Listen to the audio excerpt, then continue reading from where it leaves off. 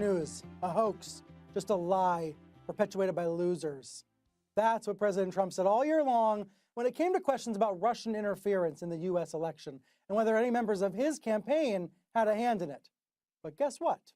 PolitiFact says that's the lie of the year. Yes, the claim that Trump has made over and over again, that Russian interference is a made-up story.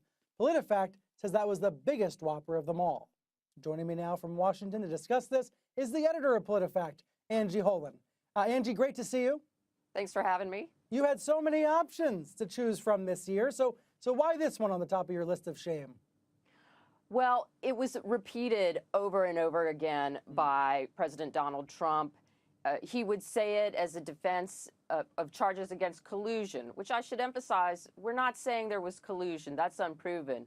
What we're saying is this Russian interference definitely happened. And President Trump has said several times that it hasn't. Well, it has. And it really goes to the heart of American democracy and our elections and how we decide who to pick to be our leaders in Congress and in the White House. And his repetition, repeating it over and over again, calling it a hoax, does have an impact. I want to talk to you about that in a minute. But first, the runners-up, right? There were a couple of runners-up we can put on screen. In second place here, Republican Congressman Raul Labrador saying, quote, "Nobody dies because they don't have access to health care."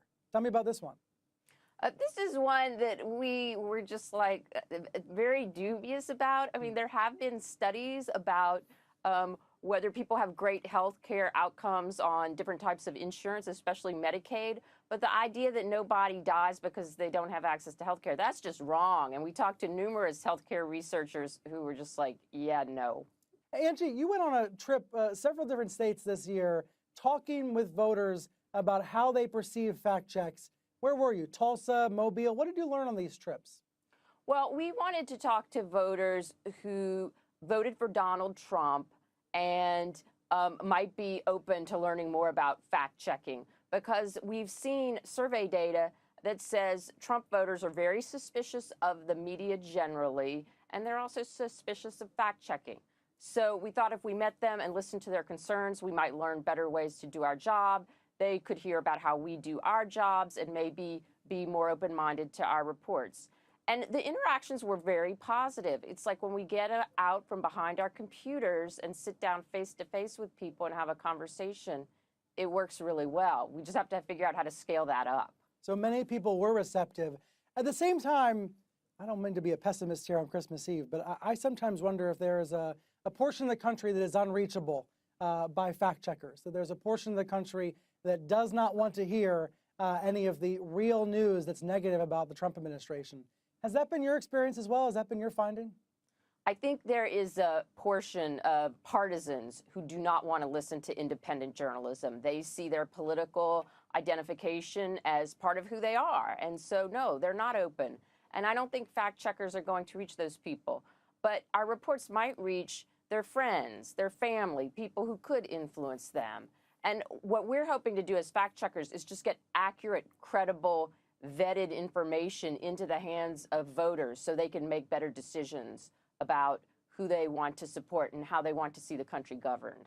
People spreading misinformation or ignoring fact checks, it's not exclusive to one side either. Your site reminded me about that video of Trump greeting a disabled boy at the White House. There were these claims that Trump had snubbed the boy, ignored the boy because he had a disability. I remember J.K. Rowling shared that video with millions of followers, and lots of liberals shared it and thought it was real. You all had to publish a fact check about that one as well. Yes, we fact-checked that and rated it pants on fire, because if you looked at the whole video, you would see that when President Trump came in, he greeted the boy and gave him special attention. He didn't ignore him at all. But I think that goes to the political polarization. And for the people who have the strongest politically held opinions, they're not willing to give the other side the benefit of the doubt at all. Yeah, and that is definitely